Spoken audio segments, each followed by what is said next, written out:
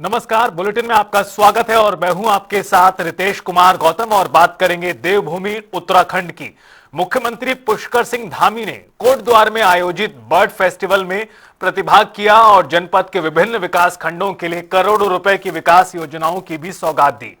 इसके बाद उन्होंने सिद्ध बलि मंदिर पहुंचकर पूजा अर्चना कर प्रदेश की सुख समृद्धि और खुशहाली की कामना की।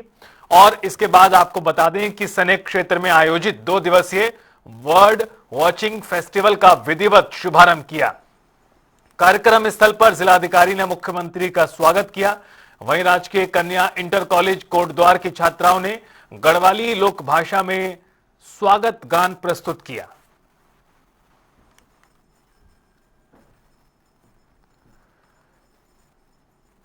दिल्ली में हम सबका उत्तराखंड संस्था की ओर से आयोजित उत्तराखंड महोत्सव रोहिणी सीजन 02 में मुख्यमंत्री पुष्कर सिंह धामी ने शिरकत की। इस अवसर पर सीएम ने कहा कि उनके नेतृत्व में उत्तराखंड की लोक संस्कृति, लोक पर्व और परंपराओं को नई पहचान मिल रही है और कहा कि ऐसे आयोजनों से उत्तराखंडी हस्तशिल्प, पारंपरिक व्यंजन और लोक कला को प्रोत्साहन मिलता है। वहीं रिवर्स पलायन को भी बढ़ावा मिल रहा है। सीएम ने इसे युवा पीढ़ी और अपनी सांस्कृतिक विरासत से जोड़ने की प्रभावी पहल बताया। दिल्ली में नहीं हूं, बल्कि मैं अपने ही परिवार के बीच में हूं। भाइयों बहनों, मेरा मानना है कि ये महोत्सव केवल हमारी लोक संस्कृति का बंधनोत्सव नहीं है, बल्कि हमारी अस्मिता, हमारी पहचान और हमारी जड़ों से जुड़ाव का ये साक्षात एक प्रमाण है, प्रतीक है। आज इस सांस्कृतिक समागम में इतनी बड़ी संख्या में आप सबकी उपस्थिति ये बताती है कि हम आज भी अपनी परंपराओं से, अपनी संस्कृति से कितनी गहराई से जुड़े हुए हैं। हम भले ही दिल्ली हो, बंबई हो या देश के किसी कोने में हो, दुनिया में कहीं भी रहते हो, लेकिन हम अपनी जड़ों से गहराई से जुड़े हुए हैं। और जब तक कोई अपनी जड़ों से जुड़ा रहता है, कोई भी पेड़ हो, अगर वो अपनी जड़ों से जुड़ा है तो चाहे कोई भी स्थिति आती है, एक तो वो कभी गिरता नहीं है, दूसरा वो कभी सूखता नहीं है, हमेशा हरा भरा रहता है। ये महोत्सव उत्तराखंड के लोक कलाकारों को एक विशिष्ट मंच प्रदान करने के साथ साथ उनको सम्मानित करने का कार्य भी करता है। जो जैसा आपने देखा अभी कल्पना जी से लेकर सौरभ जोशी से लेकर हमारे अनेक लोगों, डॉक्टर तितियाल जी से लेकर अनेक लोगों को यहाँ पर सम्मानित किया गया। ये जिन्होंने अपने अपने क्षेत्रों में बहुत शानदार काम किया है, उन सभी का प्रोत्साहन करता है और उनको प्रेरित करता है कि आगे बढ़ चढ़कर और अच्छा काम करना है और समाज की सेवा करनी है, राष्ट्र की सेवा करनी है। मैं आज इस मंच से अपनी प्रस्तुति देने वाले उत्तराखंड के सभी लोक कलाकारों का भी अभिनंदन करता हूं, उनको बहुत बधाई देता हूं, शुभकामनाएं देता हूं, जिन्होंने अपनी संगीत साधना से हमारी सांस्कृतिक विरासत को जीवंत बनाए रखा है।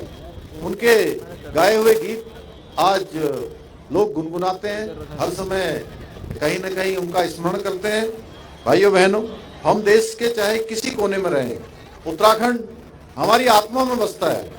आज यहाँ पारंपरिक लोक वेशभूषा, गीत संगीत और नृत्य प्रदर्शन ये प्रमाणित करते हैं कि हमारी लोक संस्कृति कितनी विशिष्ट है।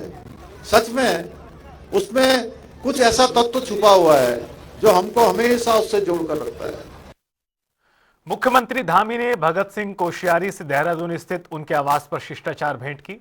इस दौरान सीएम ने उन्हें पद्म भूषण सम्मान मिलने पर बधाई दी, शुभकामनाएं दी।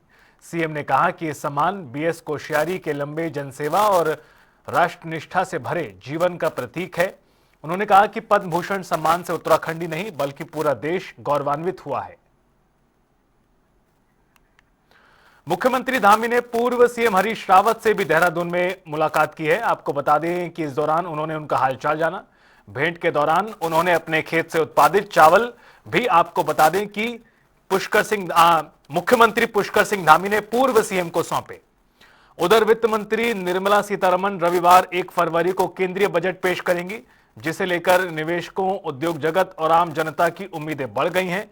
आर्थिक सर्वेक्षण 2026 के अनुसार वित्त वर्ष 2027 में देश की विकास दर 6.8 से 7.2% के बीच रहने का अनुमान है। बजट के दिन एनएसई और बीएसई में सामान्य कारोबार भी रहेगा। वहीं सीएम ने कहा कि यह बजट विकास, निवेश और आम जनता के हितों को मजबूत करने वाला होगा। नहीं, हमको हर बार की तरह इस बार भी बहुत उम्मीद है, आशा है, विश्वास है कि ये बजट पूरे देश के साथ साथ विकसित भारत को संकल्प को पूरा करने के लिए उत्तराखंड राज्य की प्रगति में और अधिक हम सबको प्रोत्साहित करेगा, हमारी मदद करेगा और हमारी भी चीज़ें जो हमारे जैसे राज्य हैं सीमांत के क्षेत्र, उन क्षेत्रों को आगे बढ़ने के लिए निश्चित रूप से उस बजट में प्रावधान होगा। कोटद्वार में आयोजित कार्यक्रम के दौरान विधानसभा अध्यक्ष ऋतु खंडूरी भूषण ने कोटद्वार विधानसभा क्षेत्र के विकास कार्यों को लेकर मुख्यमंत्री पुष्कर सिंह धामी का आभार जताया। उन्होंने भरे मंच से राज्य में लैंड जिहाद के खिलाफ चलाए जा रहे अभियान की सराहना की और इसे प्रदेश के हित में कदम बताया। विधानसभा अध्यक्ष ने कहा कि सीएम धामी के नेतृत्व में उत्तराखंड में सख्त और प्रभावी कार्रवाई हो रही है। मुख्यमंत्री जी, मैं आपका बहुत धन्यवाद भी देना चाहती हूँ। इसी इलाके में अगर मैं सनेही की बात करूं तो आपको बताना चाहूंगी, खो नदी पर जिस तरह की दीवार बनी है, जिस तरह से सिंचाई विभाग को आपने पैसा दिया, हम 22 में बहुत यहाँ पर परेशान हुए थे, यहाँ पर घर गिरने की नौबत आई थी, लेकिन आपकी सरकार ने और आपने जिस तत्परता से हमको वो पैसे दिए, उसके कारण 23, 24, 25 हम लोग सुरक्षित रहे। आपका मैं बहुत बहुत आभार व्यक्त करती हूँ। पूरे राजनांदगंज से लेकर और जाल पानी और सने तक का जिस तरह से आपने हमें पुल दिए, 4 पुलियां यहाँ पर बनी है। जब बरसात होती थी लोग उन पुलियों को, उन रास्तों को पार नहीं कर पाते थे, आपने 4 पुलियां हमें दी है। आज हम बड़ी आनंद के साथ इस इलाके में घूमते हैं। आपका बहुत बहुत आभार करना चाहूंगी। हरिद्वार दिल्ली हाईवे पर सुबह घने कोहरे की चादर बिछी रही, जिससे यातायात काफी प्रभावित हुआ और वाहन चालकों को भी परेशानी का सामना करना पड़ा। आपको बता दें कि घने कोहरे के बीच स्कूल जाने वाले बच्चों को भी दिक्कतें हुई, जिससे परिजन भी परेशान नजर आए। हालांकि राहत की बात यह है कि अब तक किसी बड़ी दुर्घटना की सूचना नहीं मिली है।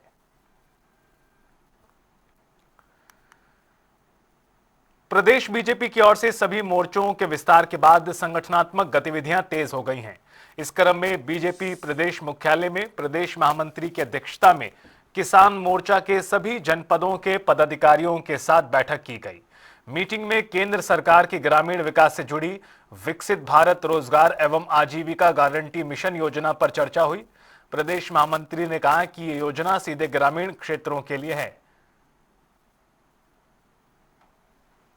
प्रदेश अध्यक्ष श्री महेंद्र भट्ट जी के निर्देशानुसार सभी मोर्चों का विस्तार हो चुका है और इसी क्रम में कल किसान मोर्चा की एक प्रदेश के पदाधिकारी और उनके जो जनपदों के अध्यक्ष हैं, उन सब की एक संयुक्त रूप से परिचयात्मक बैठक का आयोजन यहाँ पर किया गया था। क्योंकि हम सब लोग जानते हैं कि अभी जो भारत सरकार ने माननीय मोदी जी के नेतृत्व में एक विकसित भारत गारंटी फॉर रोजगार एंड आजीविका मिशन ग्रामीण का जो विधेयक पास हुआ है और उस संदर्भ में चूंकि वो किसानों से और श्रमिकों से संबंधित है, इसलिए इस विधेयक को गांव-गांव तक पहुंचाने के लिए वहां पर चौपाल के माध्यम से वहां के जो ग्रामीण हैं, श्रमिक है, उन सबको जानकारी देने के लिए भी बैठक का आयोजन किया गया था। और सभी जो किसान मोर्चा के हमारे पदाधिकारीगण हैं, वो निचले स्तर पर इस अभियान की सफलता और इसके क्या-क्या लाभ ग्रामीण और किसानों को मिलने वाले हैं, उन सब संदर्भ में निचले स्तर पर वो बात करना है। उत्तराखंड में धार्मिक स्थलों की मर्यादा और परंपराओं को लेकर एक बार फिर बहस तेज है।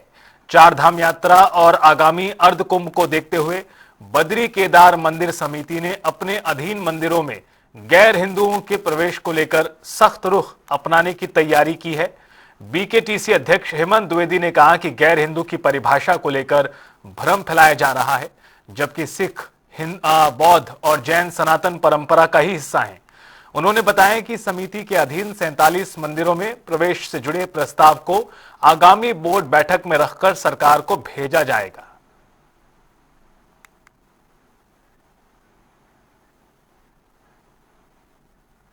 के जो हमारे जो धाम है इन पर प्रतिबंध की बात की है। पहले तो मैं स्पष्ट कर देना चाहता हूं कि जो हमारे विपक्षी मित्र हैं और जो इस तरह से पूरे राज्य में और देश में जो है कि माहौल खराब कर रहे हैं कि गैर हिंदू की डेफिनेशन जो आर्टिकल हमारा संविधान जो हमें बताता है आर्टिकल 25 के 2A(b) में और आर्टिकल 26 में धार्मिक क्षेत्र में जो भी हमारी गतिविधियां होती हैं, जो भी हमारे सनातन धर्म के जो हमारे इस प्रकार के जो हमारे धाम हैं और जो वहां पर हिंदू की जो डेफिनेशन है, गैर हिंदू और हिंदू की डेफिनेशन में जो हमारे सिख समाज और बुद्धिस्ट और हमारे जैन समाज, ये सभी हमारे हिंदुत्व के उसमें आते हैं। ये बहुत लंबे समय से मांग उठ रही थी। आप जैसे देख रहे हैं कि राज्य के अंदर जिस प्रकार से फिजा खराब करने की कोशिश की गई, आप लगातार जो ये लैंड जिहाद और ये जो मजारें, अवैध मजारें, इनका निर्माण चाहे वो फॉरेस्ट में, रिजर्व फॉरेस्ट तक जो है कि वो मजारें पहुंच गई।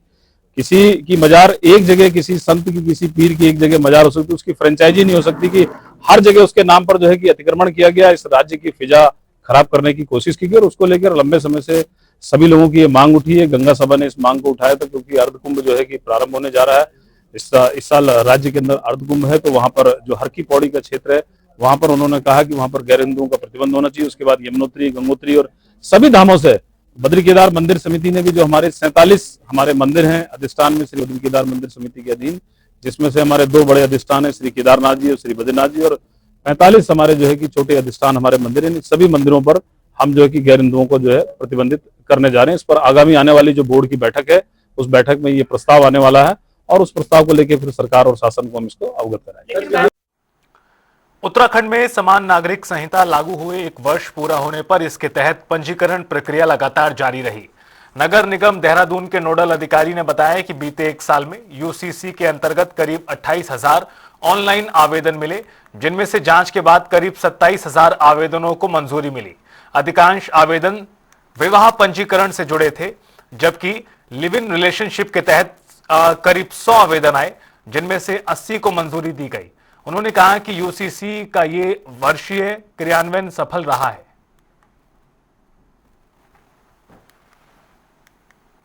देखिए, कुल मिला के टोटल लगभग 28,000 के आसपास हमारे पास यूसीसी के अंतर्गत 1 साल के अंदर जो है एप्लीकेशंस आई हैं ऑनलाइन के माध्यम से, और लगभग हमारे पास जो है 27,000 के आसपास हमारे द्वारा जो है दूरदोष के आधार पर उनको स्वीकृत किया गया है। जो एप्लीकेशंस लिव इन रिलेशनशिप्स की हैं वो लगभग 100 हैं। 100 के आसपास में हमारे जो है लगभग 80 के आसपास हमारे द्वारा जो है स्वीकृत किया गया है। तो कुल मिला के देखा जाए तो यूसीसी का जो रजिस्ट्रेशन है लगभग 1 साल के अंदर जो हमारा जो एक कार्यक्रम चला है वो काफी सफलतापूर्वक चला है और इसे भी और आगे बढ़ाने की आवश्यकता है। शंकराचार्य के रूप में न्योता दिया जाना उनके पद को लेकर चल रहे विवादों के बीच एक बड़ा संदेश है। गौरतलब है कि आदि जगत गुरु शंकराचार्य भगवान ने देश की 4 दिशाओं में 4 पीठों की स्थापना की थी। उत्तर दिशा की पीठ ज्योतिष मठ श्री बद्रीनाथ धाम है, जहां स्वामी अविमुक्तेश्वरानंद सरस्वती महाराज शंकराचार्य के रूप में विराजमान हैं। जय श्री बद्री विशाल। भारत के 4 धामों में सर्वश्रेष्ठ धाम के रूप में श्री बद्रीनाथ धाम के कपाट आगामी 23 अप्रैल को प्रातः 6:15 पर खुलेंगे। बसंत पंचमी के धार्मिक पावन पर्व पर नरेंद्र नगर स्थित टीजी नरेश के राज दरबार में भगवान श्री बद्री विशाल के कपाट खुलने की तिथि घोषित होने के साथ ही भगवान बद्री विशाल की नित्य प्रति महाभिषेक पूजा में प्रयुक्त होने वाले तिलों के तेल को पिरो करके गाड़ू घड़ा में रखने की तिथि भी घोषित हुई है। वह तिथि 7 अप्रैल है। 7 अप्रैल को विधि विधान के साथ पूजा अर्चना के साथ भगवान का गाड़ू घड़ा तेल कलश में तेल पिरो करके भरा जाएगा और 7 अप्रैल को रात्रि तक तेल कलश टीजी नरेश राज दरबार के यहाँ से प्रस्थान करके ऋषिकेश श्री बद्रीनाथ केदारनाथ मंदिर समिति के विश्राम गृह में पहुंचेगा। 8 अप्रैल को ऋषिकेश में गाड़ू घड़ा दर्शनार्थ रखा जाएगा और ऋषिकेश से प्रस्थान के लिए हम डिमरी पुजारी गणों ने, हम जो पुजारी समुदाय के लोग हैं, हमने ज्योतिष पीठ के शंकराचार्य स्वामी श्री अभिमुक्तेश्वरानंद सरस्वती जी महाराज को आमंत्रण भेजा है। व्हाट्सएप और ईमेल के माध्यम से न्योता भेजा है कि महाराज जी के सानिध्य में, महाराज जी की अगुवाई में भगवान श्री बद्री विशाल का तेल कलश बद्रीनाथ के लिए प्रस्थान करें। और इस बीच महाराज जी जहां भी उपलब्ध होंगे 8 अप्रैल के लिए हम महाराज जी के पास न्योता देने जा रहे हैं। और महाराज जी के सानिध्य में महाराज जी की अगुवाई से भगवान श्री बद्री विशाल का तेल कलश 2 चरणों में बद्रीनाथ धाम के पुजारी समुदाय डिमरियों के मूल ग्राम डिमर होते हुए भगवान बद्री विशाल की पावन धरती पर गाड़ो घड़ा पहुंचेगा। जय श्री बद्री विशाल। उत्तराखंड में चारधाम यात्रा 2025 ने आस्था और विश्वास का नया रिकॉर्ड बनाया है। पर्यटन एवं धर्मस्व मंत्री सतपाल महाराज ने बताया कि यमुनोत्री, गंगोत्री, केदारनाथ और बद्रीनाथ धाम और हेमकुंड साहिब में साल 2025 के दौरान 51 लाख से ज्यादा श्रद्धालुओं ने दर्शन किए। उन्होंने कहा कि आंकड़े राज्य में धार्मिक पर्यटन की बढ़ती लोकप्रियता को दर्शाते हैं। कपाट बंद होने के बाद भी श्रद्धालुओं की सुविधा के लिए 24 अक्टूबर से शीतकालीन चार धाम यात्रा शुरू की गई है। शीतकालीन यात्रा को बढ़ावा देने के लिए होटलों में 50% तक की छूट दी जा रही है, जिससे स्थानीय पर्यटन और होम स्टे को भी लाभ मिल रहा है।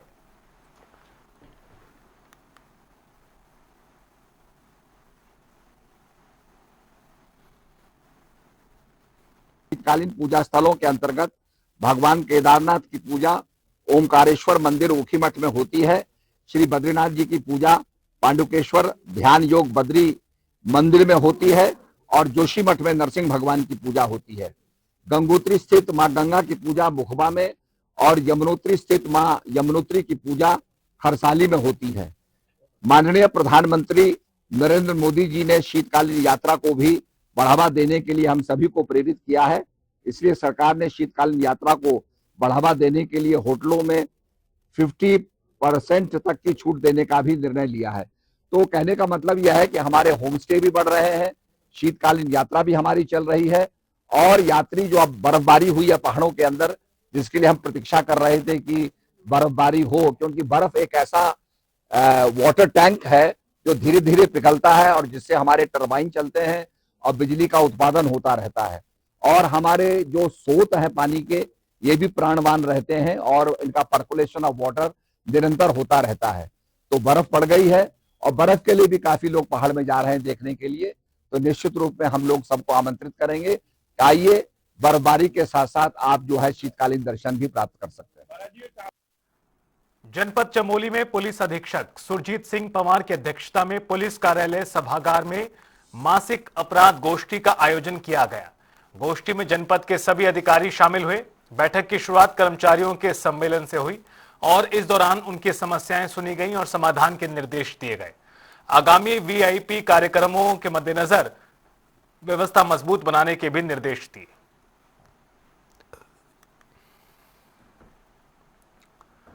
हल्द्वानी में नगर निगम के सफाई दावे गोलापार स्थित टचिंग ग्राउंड में फेल होते दिखाई दे रहे हैं। कूड़ा निस्तारण के लिए लगाए गए 2 लेगेसी प्लांट पिछले कई दिनों से बंद पड़े हैं, जिससे टचिंग ग्राउंड के आसपास कूड़े का ढेर लगने लगा है। बदबू और आग लगने से उठता जहरीला धुआं लोगों की सेहत पर असर डाल रहा है। रोजाना करीब 230 मीट्रिक टन कूड़ा यहां पहुंच रहा है, लेकिन निस्तारण ठप पड़ा है। निगम आयुक्त परितोष वर्मा ने मामले की जांच कर जल्द कूड़ा निस्तारण शुरू करने की बात कही है। इसमें अन्य स्थानीय निकाय हैं, उनका भी कूड़ा यहाँ पे आता है और लगभग 250 मीट्रिक टन रोज का इसमें कूड़ा प्राप्त होता है। जो अभी हमारा लेगेसी का टेंडर चल रहा था उसमें 1,39,000 लाख मीट्रिक टन का निस्तारण किया जाना था और जो फार्म उसमें कर रही थी उसने ये अवगत कराया है कि उसका लक्ष्य पूर्ण हो चुका है। यद्यपि इसको एक बार परीक्षण किया जा रहा है, यदि लक्ष्य पूर्ण हो गया होगा तो भुगतान इत्यादि कार्रवाई इसमें की जाएगी और यदि पूर्ण नहीं होगा तो उसका कार्य पूर्ण कराया जाएगा।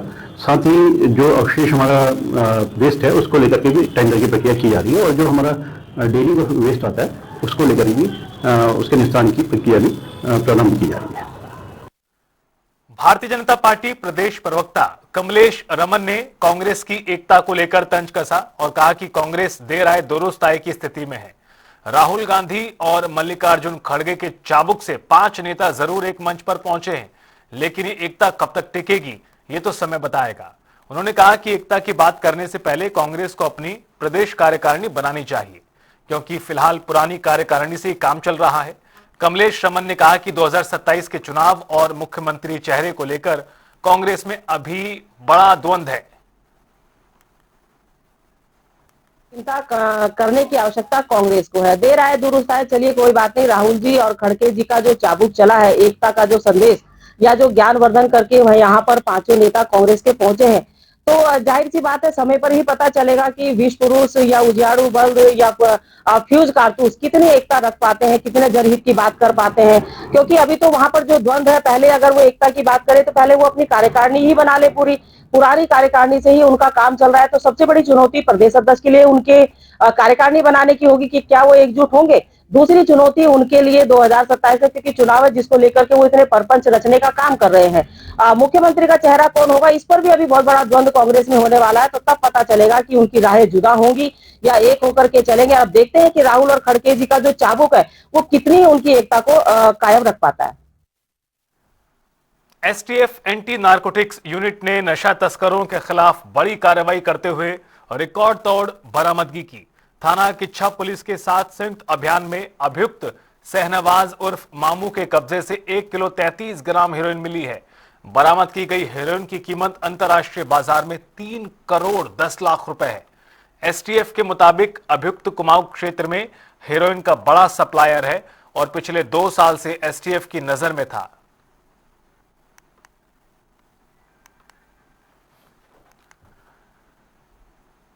उत्तराखंड शासन ने 18 पुलिस अधिकारियों के कार्य क्षेत्र में बदलाव करते हुए बड़ा प्रशासनिक फेरबदल किया है।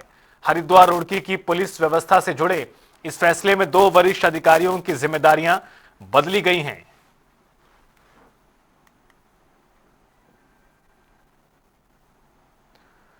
खटीमा के प्रतापपुर में स्कूल बस और बाइक की टक्कर हो गई, जिसमें 3 युवकों की दर्दनाक मौत हो गई। हादसे के बाद गांव में मातम पसरा हुआ है और परिजनों का बुरा हाल है। आगे बढ़ते हैं। मुख्यमंत्री पुष्कर सिंह धामी के नेतृत्व में प्रदेश भर में चल रहे जन जन की सरकार जन जन के द्वार अभियान के तहत आयोजित जन कल्याणकारी कैंप आम जनता के लिए लाभकारी साबित हो रहे हैं। आज प्रदेश में 21 कैंप आयोजित किए गए, जिनमें 12,882 नागरिकों ने सरकारी योजनाओं और सेवाओं का लाभ लिया। अब तक प्रदेश में कुल 525 कैंपों के माध्यम से 4,21,000 से ज्यादा लोग लाभान्वित हो चुके हैं।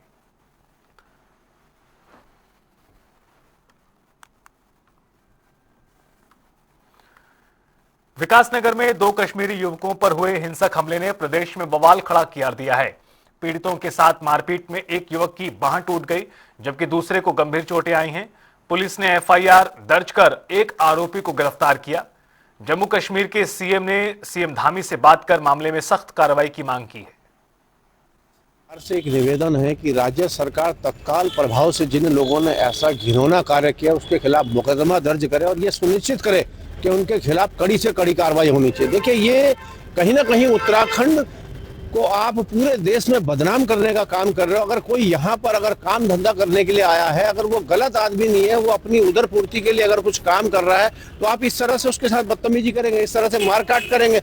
इससे पहले भी एंजल चकमा के साथ क्या हुआ, अभी उसका गुमार उतरा नहीं था। आपने एक बार फिर जो है उत्तराखंड को शर्मसार करने का काम करा। मेरा कहना है मुख्यमंत्री धामी जी कि तत्काल प्रभाव से इनके खिलाफ कार्रवाई करो और ये सुनिश्चित करें इतना दंड, ऐसा दंड इनको दें कि ताकि भविष्य में कोई इस तरह की कार्रवाई न कर सके।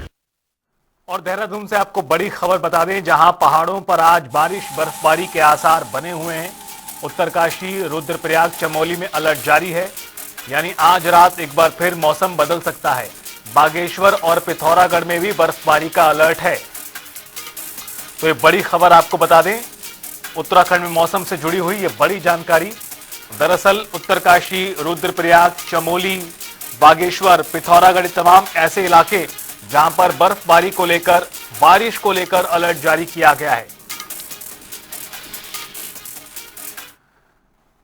हरिद्वार जिले में कानून व्यवस्था को मजबूत करने के लिए जिला प्रशासन सख्त रुख अपनाए हुए है। जिलाधिकारी ने व्यक्तिगत हथियार लाइसेंस धारकों को चेतावनी देते हुए कहा कि हथियार केवल आत्मरक्षा जैसे निर्धारित काम के लिए हैं। हथियारों का प्रदर्शन या दुरुपयोग बर्दाश्त नहीं किया जाएगा। ऐसे लोगों पर कार्रवाई की जाएगी। प्रशासन द्वारा हथियारों का सत्यापन अभियान जारी है। मुख्यमंत्री जी के निर्देशों के क्रम में पूरे जनपद में सफाई अभियान और सौंदर्यीकरण का अभियान चल रहा है। उसी क्रम में जो ये नहर पटरी है जो हमारे हाईवे से लगती हुई है, जिससे सभी यात्री श्रद्धालु हरिद्वार में एंटर करते हैं, वहाँ पर काफ़ी जीर्णोद्धार की ज़रूरत थी। काफ़ी यहाँ पर टूट फूट हो रखी थी, घास आदि उग रखी थी, जिससे लोग यहाँ पे जो वॉक करते थे या फिर जो लोग आते थे उनको एक अच्छा दृश्य नहीं मिलता था। इसमें हमने CSR के माध्यम से इसको ठीक कराया गया है। इसको अभी लगातार इसका सौंदर्यीकरण हमारा चल रहा है। अभी प्रथम फेज़ में यहाँ पर झाड़ी कटान आदि किया है, अब पौधारोपण आदि चल रहा है और नहर पट्टी में कई जगह डैमेज भी है, इसको भी ठीक कराया जाएगा, जिससे कि यहाँ पे आने